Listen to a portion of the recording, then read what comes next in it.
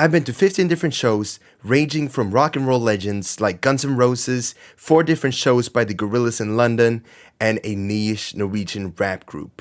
I'd like to say I've seen a lot of unique different genres throughout my year 2025. So in today's video, I'll be ranking every concert I've been to this year, saying what's been good and what's been bad. I would also like to leave a caution saying that this list is my opinion. I'll try to keep it as objective as possible, and I won't try to get my bias through too much. If you disagree or you want to discuss with me if I'm wrong, feel free to leave a comment down below. Let's start a discussion. I will interact with most comments. Let's get on with the video. Starting at number 15, Azelia Banks. Whenever you listen to Azelia Banks, you can imagine her going live, being maybe some of the craziest music you'd ever hear, right? But there was a big major elephant in the room, and the reason why she's 15th place in this ranking. She came 2 hours late to her own damn show. I was there with my friend Emma, and what was happening was that we were, of course, seeing the opening, right? It was a DJ opening, playing some tunes,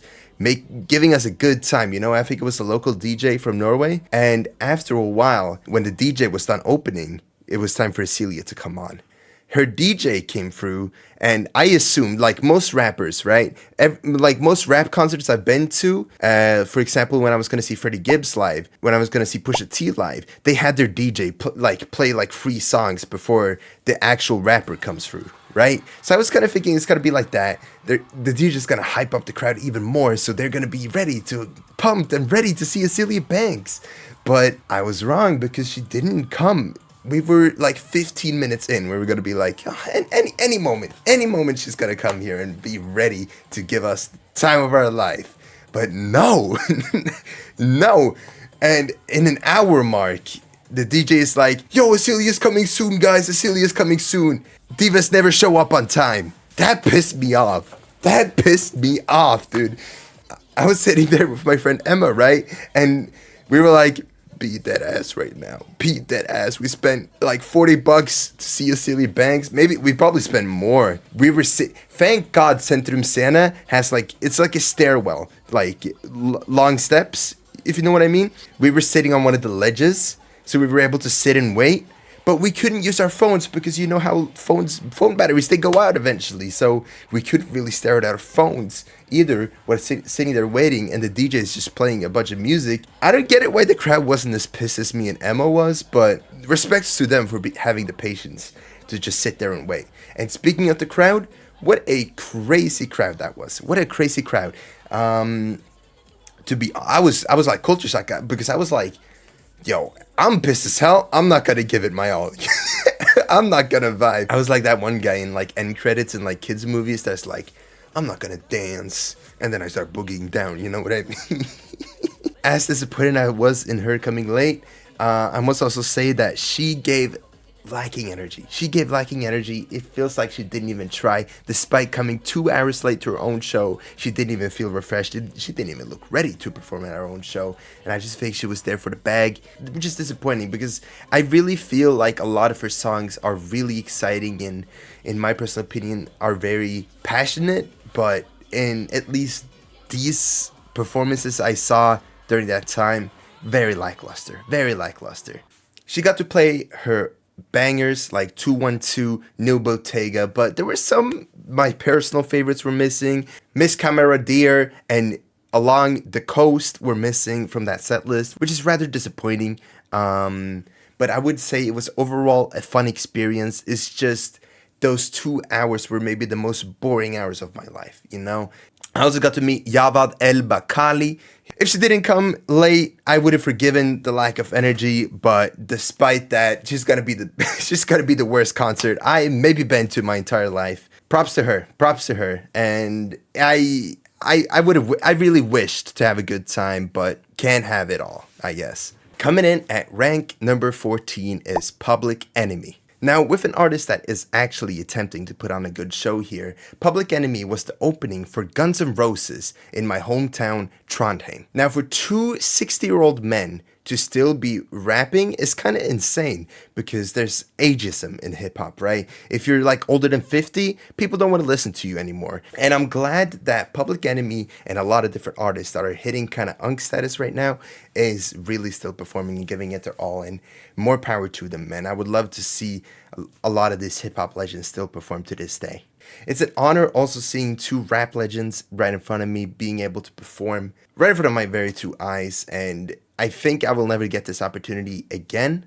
And despite their age, they managed to put up a great show. They had a few backup dancers who were mainly just soldiers standing around. I don't know what kind of purpose they tried serving, but it was kind of interesting visually, just seeing two like military men just... They also had two DJs, one turntablist and a DJ, I think, and a drummer, which added a lot of oomph to the Public Enemy, because Public Enemy is very drum heavy, hip hop is very drum heavy. So having a live drummer throughout the entire thing, pretty neat. Now, I need to give credit where credit is due. This show was great, but there was a huge elephant in the room during this concert. White people. Guns N' Roses normally attract older men who still wear, leather coats. They are reliving the 80s where the economy was booming, where they were having a bestest of summers. They were cranking their hog and motorcycle. At the show, whenever Public Enemy would try hyping up the crowd, go like, fight the power. They were trying to get people to say fight the power. Do you really think a bunch of 6-year-old white men are gonna yell fight the power, bro? What kind of oppression have they gone through? You know what I mean? The fucking 9/11? You got to fight the what, y'all? Fight the power. What do you say? Fight the power. Y'all got to fight the power. But despite maybe the worst crowd I've ever experienced my entire life, I really enjoyed that show. Very well put on by Public Enemy. Now, number 13 on the list is Lil Yachty. Lil Yachty was opening up for Tyler, the Creator during his Chromacopia tour. And I must say, I've been a Lil Yachty fan. I haven't been a fan, but I enjoyed a lot of his songs. It was cool to be able to witness a few of the songs I wanted to see live. Now, a major flaw, I would have to say, with this opening show, there were 2 screens, and Lil Yachty was able to see those 2 screens, you know what I mean? And what he would keep doing, he would just keep looking at the screen that was grayed out and kind of shiny, and he would keep looking at his grills. He would keep staring at the screen, looking at him rapping. So imagine the screen is right there. I'm like, and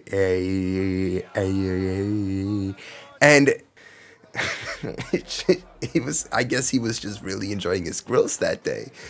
Another thing I'd have to complain about the crowd at the very least. Now, they were doing great, there were mosh pits everywhere, but when he was going to put up a song by Juice WRLD, featuring Juice WRLD, Lil Yachty with Juice WRLD, as you guys may know, Juice WRLD has passed away. He was asking for a moment of silence for Juice WRLD.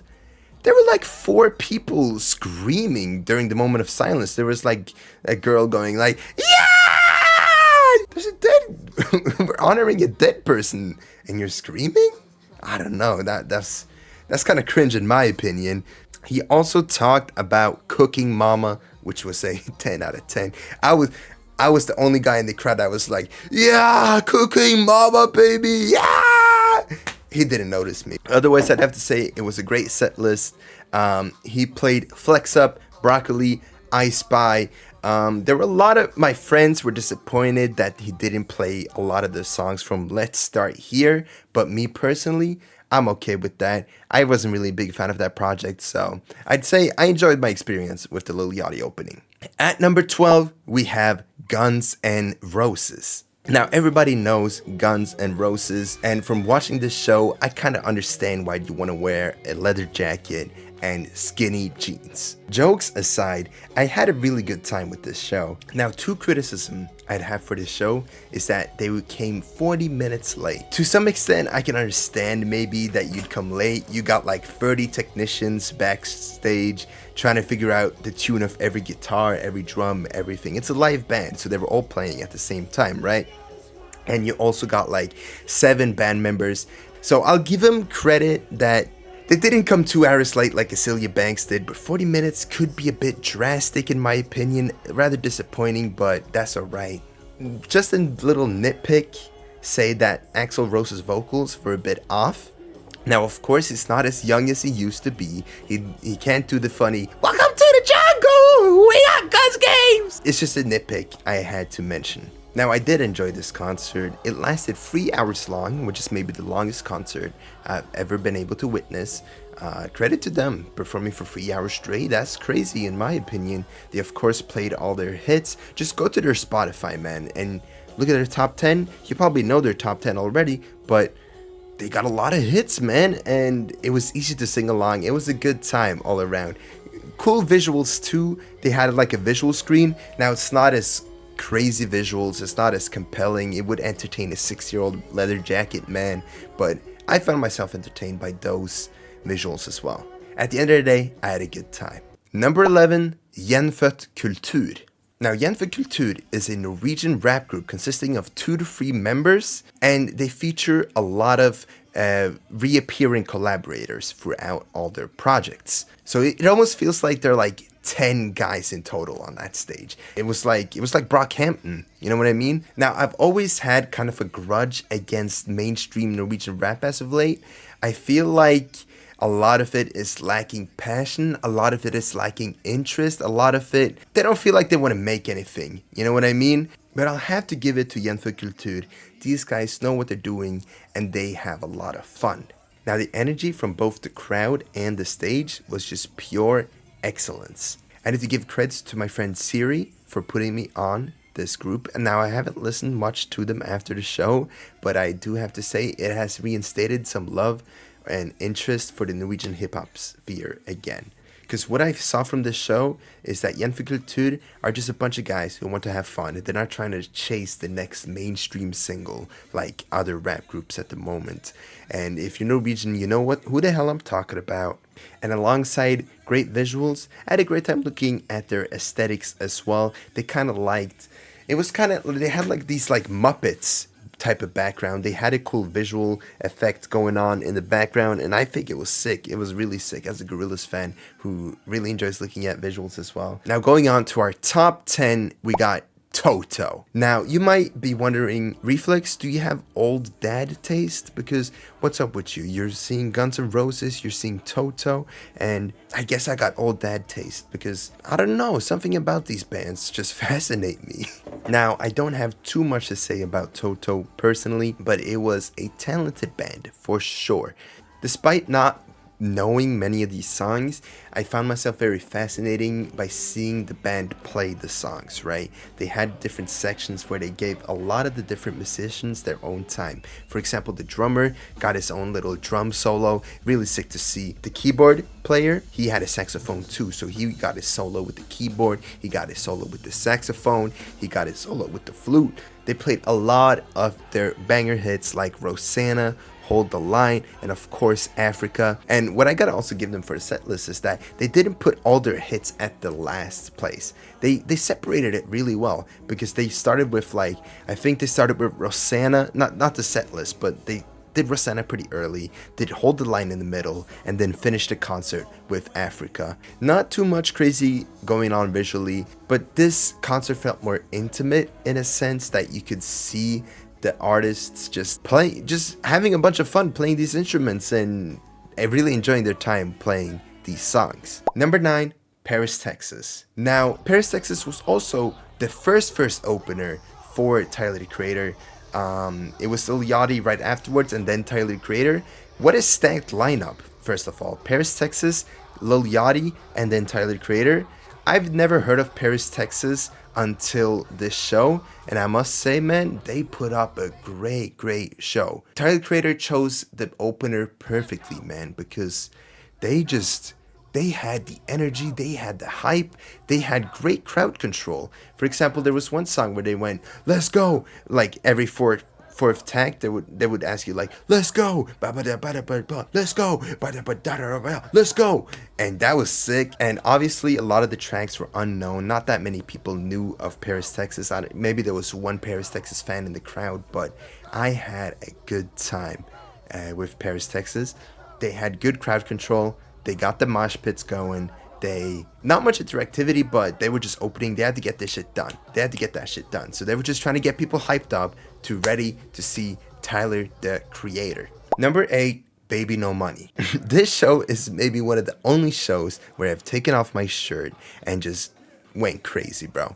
I'm not going to show you it here because I'm going to save you the eyes. Maybe you do not want to see that. Now, I've been a fan of Baby No Money since 2020. And since 2020, I've always wanted to see him live. Personally, I haven't been a big fan of him as an artist as of late. During 2024, 2025 specifically, I think I'll leave this discussion to another day, but I'm just not a big fan of it. And this show maybe had the best crowd I may have been in my life, maybe, because there were so many friendly, loving people in that crowd. You know what I mean? Me and one of my friends, we got to talk with this guy and just chat with him. One of my colleagues from my hometown was also at the concert at the same time. I got to go meet him. I was with a big friend group as well. We had the bestest of times, and I must say that I really had fun. I really had fun at the Baby No Money concert. Now, I don't know why I took off my shirt, bro. I don't know why I took off my shirt. It's like, his music doesn't go that insane, but it was fun. It was just fun at the end of the day. I wasn't even drunk. I did all that shit sober. The set list was great. I like a lot of his upbeat, exciting songs compared to more like emo, sad type of era stuff, but it allows for a more diverse catalog, so I won't deduct that much points off that based off that. Other than that, I had a good time with the Baby No Money concert. Now, number 7, we got Earthgang. Now, Earthgang was one of the first shows I've seen in 2025, and I must say the energy went crazy. They both performed really well. They had a great crowd interactivity. They also got people on stage, like that one song with Pharrell, Back It Up, if I remember correctly, being called. They asked people to come off stage and dance. That was really fun. I didn't raise my arm for that. During the opener for Godly with Damon Albarn, I managed to dap up one of them. It was pretty sick. I almost dragged them down on stage by accident, bro. I felt kind of embarrassed after that, but yeah, I managed to dap them up. It was a good time, man. They came here to put up a show, and man, I became a fan of Earthgang right afterwards because I was kind of interested at first, and it was a cheap ticket, and I was like, why not? Why not check out what Earthgang is all about? I listened to some of their songs before so, and after the show, I just became a fan of Earthgang, and I really am excited to see where they go direction-wise afterwards. I had a good time. The set list was excellent. They had a great DJ and a great opener as well. Now, if I'd have to complain about one thing is the crowd. There was one dickhead at the end of the show to my left that was smoking mid-show. Why weren't they kicked out? Parkteaterscene. Why weren't they kicked out? They were smoking. You take and throw away their cigarette from them. You don't kick them out. They were being annoying the entire show, bro. I hated them. They were so annoying. They were throwing shit at the rappers too, like trying to get attention. Who do you think you are, bro? I was kind of pissed off at them. Even smoking, I gotta smell your smoke while I'm trying to already struggle to breathe well with like 50, 100 people already in this room, bro. So if Earthgang was in a bigger venue, if they had a higher budget maybe for their show, this could have been maybe a higher ranking one, maybe if they had a cool visual going on in the background, I think that would have gotten more points. But from this small stage they got with the small venue, it was the best experience they could bring. And I could also give them credit for at the end of the show, they were staying, they were talking to fans, and they were signing stuff. You see that right there? That's the set list I got from them. It was signed right there. 9 out of 10 experience. I had an absolute blast with this show.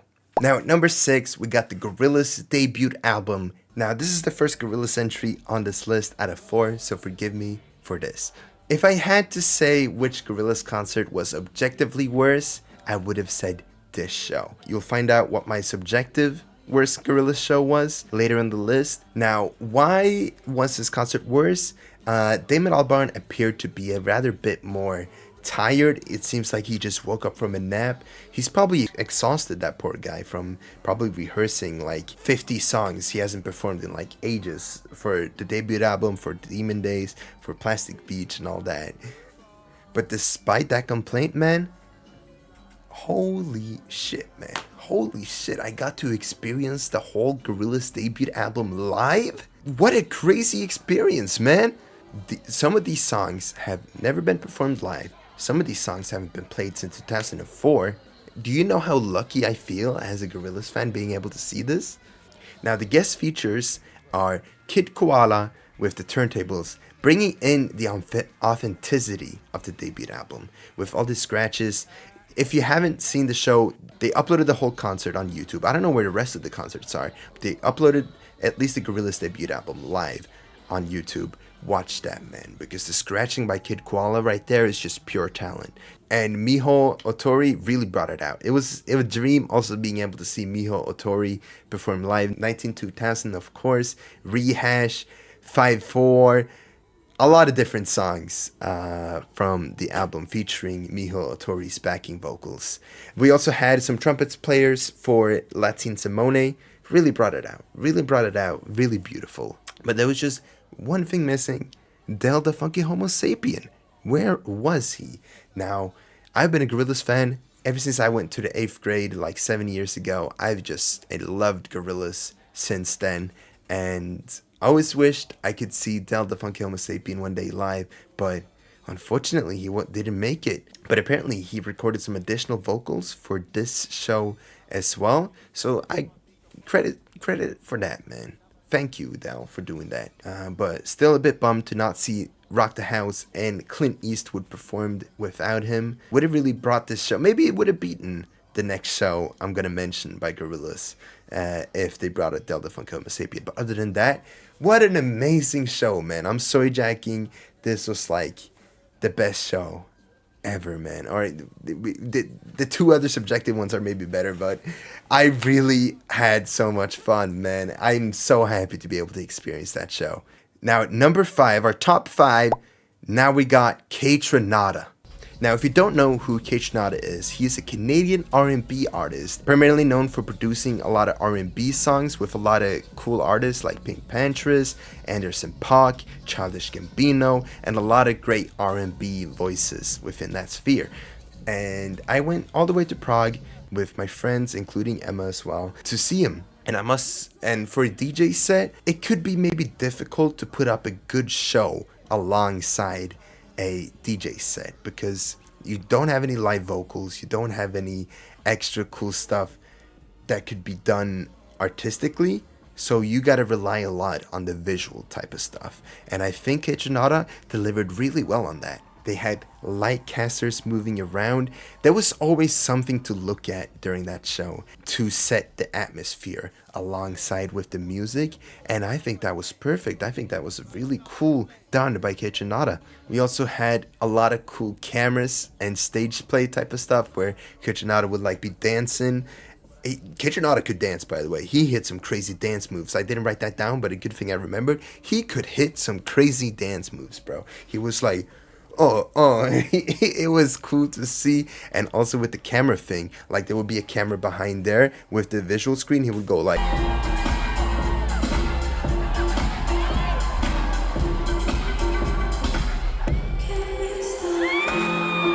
he of course played some of my favorite songs, Forever, and he played Do To Me featuring Anderson .Paak. Of course, no live vocals from those two, but love those songs despite that. Great visuals, great show. Thank you, Kaytranada, for a banger show. Now at number 4, we got Gorillaz Demon Days. If we're talking subjectively, this is maybe the worst show in my opinion. Of course, great show, loved it, loved that show, of course. But if I had to say one of them is worse subjectively, I would personally say Demon Days. But why? I've never been the biggest fan of Demon Days. I think all of their other projects are far more interesting, far more fun. Of course, Demon Days is also a 10 out of 10 album, but I glaze Gorillaz, you guys know this already. But despite that, I was really happy to see some of their niche songs that they never really frequently perform, like Every Planet We Reach Is Dead, White Light, All Alone, Fire Coming Out of a Monkey's Head, and the outro songs Demon Days and Don't Get Lost in Heaven. They haven't performed those since the Humans tour, if I'm pretty sure. I'd have to say, alongside with one of the rarest songs they performed there, where was Sean Ryder, man? I really wanted to see Sean Ryder. Know what I mean? It's not there not seeing Sean Ryder perform drunk as hell. If you want to see some of the Gorillaz shows, I got a channel for it, Reflex Concerts. Go check it out. I uploaded every single thing from the Gorillaz concerts. At first, I maybe had the worst seat in the arena. It was the highest point in the arena, and it was to the side, okay? So I barely see anything from there. But I took a risk, I took a chance, I saw an available seat at the front row of the highest level, and I went and took it. Made my experience. It was before the show, but God, made things so much better. Now, being annoying maybe belongs in the pit, but I couldn't get tickets for the pit because that show sold out so quickly. I wasn't able to buy tickets for this show. It was almost impossible, but I gotta give a huge shout out to Gentleman, my thumbnail editor, right here. Follow them on Blue Sky. Please, if you use Blue Sky, go follow Gentleman. And despite all my complaints about the concert, Demon Days is one of their best albums for a reason. And I found myself incredibly entertained. I was singing along to every song. I was just having the bestest of times, of course. We cannot forget that one of my favorite songs since the 8th grade was Rocket. They performed Rocket. You cannot... God, I was so excited to see Rocket live, bro. In my life, bro. In my lifetime, I got to see Rocket get performed. I'm so happy about that. I sound so cringe. I sound so passionate, but man, so happy to be able to see that. Hong Kong as well. We Are Happy Landfill got performed too. I'm not a too big fan of We Are Happy Landfill, but Hong Kong, what a really beautiful experience. What a really, really beautiful experience the end of the show. They, of course, had a lot of great guest features. Booty Brown, De La Soul, a vocalist for All Alone. I had a good time nonetheless. And thank you, Gorillaz, yet again for putting up a great show. Now for our top 3, we got Tyler, the Creator. I've never been Tyler, the Creator's biggest fan. I've been following with him since 2018 when I first discovered him. This show here was just amazing. Tyler, the Creator is a showman at heart. You would see him doing dances. You would see him throwing. You see that dollar sign right there? Dollar sign. You see that dollar sign right there? He threw that at the crowd. He threw dollar signs during Sticky. I managed to catch it with my bare hand. Recording right here. I'm just gonna say, I'm kind of cracked. I'm just tall. But there were a lot of mosh pits, a lot of great times, and he was rapping along to every single word on his verses. Just what an excellent performer all around. The stage was really interesting too, with the Chromacopia stage being like containers and such, and there coming like a big stage or walkway coming down for him to both perform in and then move from stage A to stage B. I was more positioned towards stage B because I prefer more his older songs compared to his Chromacopia songs. Chromacopia was a great project nonetheless, and he played a lot of songs that I really love. It was kind of an eras type of thing where he would pick a vinyl and play vinyls from that era of songs. So if we would pick the Goblin vinyl, he would start rapping Yonkers, and then so on and so forth. He played a lot of my favorite songs, like What's Your Name, alongside with the Young Boy verse. He played Sticky, he played Who Dat Boy, he played Yonkers, he played I Think, and a lot of great songs too. And the crowd interactivity was fun. I don't remember exactly what he said, but he said a lot of really funny stuff when just talking to the crowd, and I thought it was hilarious personally. Only negative I would have to say is that he didn't play Balloons with Doechii. Why did he not do that? I don't know. I was kind of bummed because that was one of my favorite songs from Chromacopia. Nonetheless, great show by Tyler, the Creator. Thank you very much.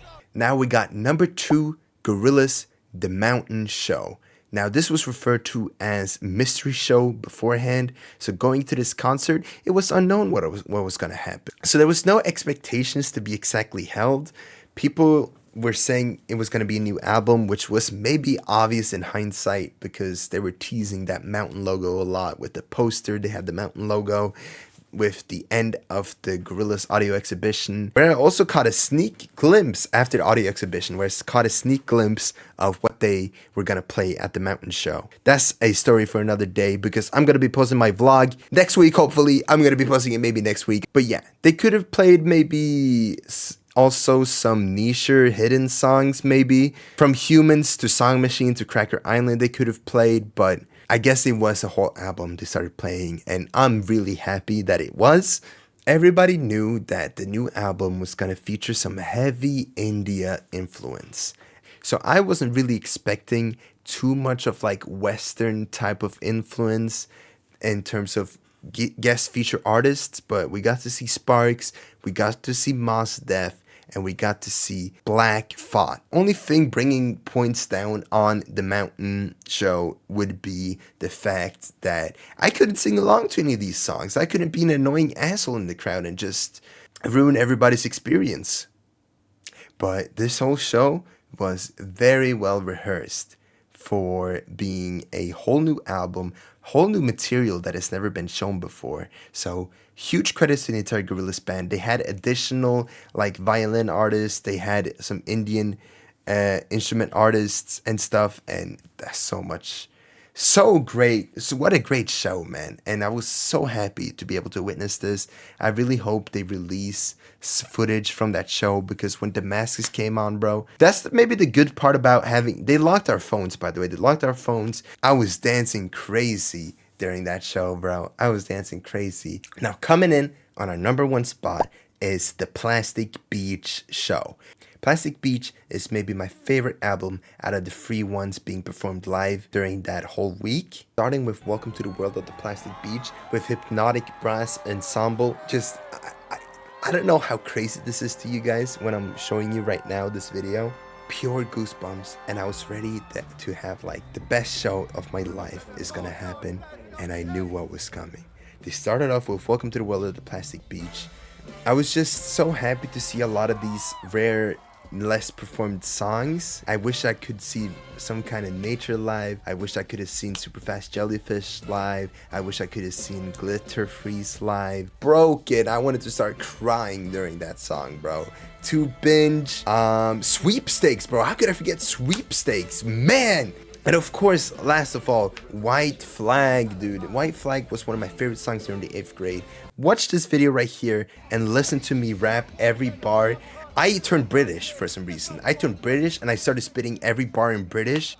The bonus tracks were kind of disappointing, if I had to say so. Revolving Doors, of course, they'd have to perform that song. Phoner to Arizona and California and Sipping to the Sun. I've never been a fan of those 2 tracks, unfortunately. I was hoping for an Amarillo being performed, but I guess I can't have everything. Same for Donkomatic. I was hoping for a cheeky little Donkomatic, but what was happening during that show is that they had a whole like 5 violin players, cellos. I think Plastic Beach show had the most guest features because they got Hypnotic Brass Ensemble. They had guests, of course. They had let me see, Tahmil Hijaz hyping up White Flag, just with the drums, with the bongos, with the traditional Arabic instruments. You just don't know how much that means to me. You know what I mean? I'm so happy to be able to witness White Flag live in my lifetime. You know what I mean? Unfortunately, that Kano couldn't make it, but I'm happy we still got Bashi on that anyways.